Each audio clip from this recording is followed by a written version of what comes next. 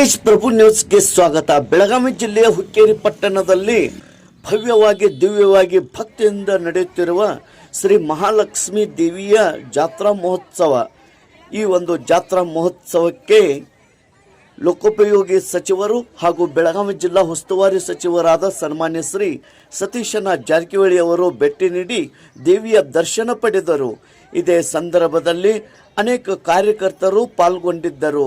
ದೇವಿಯ ದರ್ಶನ ಪಡೆದಂತ ಕಾರ್ಯಕರ್ತರು ಮತ್ತು ಸಚಿವರಿಗೆ ಶ್ರೀ ಮಲ್ಲಪ್ಪ ಬಸವಾನಿ ಗಜ್ಬರ್ ಹಾಗೂ ಕಾರ್ಯಕರ್ತರ ವತಿಯಿಂದ ಹೂಮಾಲೆ ಹಾಕಿ ಸಚಿವರಿಗೆ ಸನ್ಮಾನಿಸಿದರು.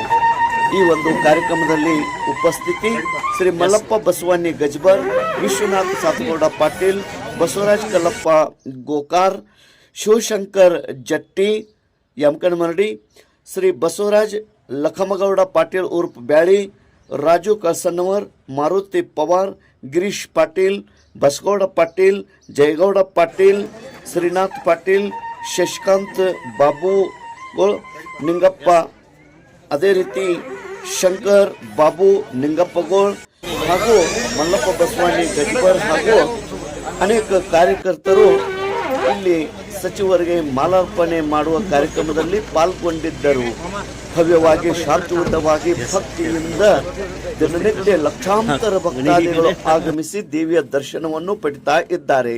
ಶಾಂತಿಯುತವಾಗಿ ಮತ್ತು ಭಕ್ತಿಯಿಂದ ಜಾತ್ರೆಯು ಸಂಪನ್ನಗೊಳ್ತಾ ಇದೆ.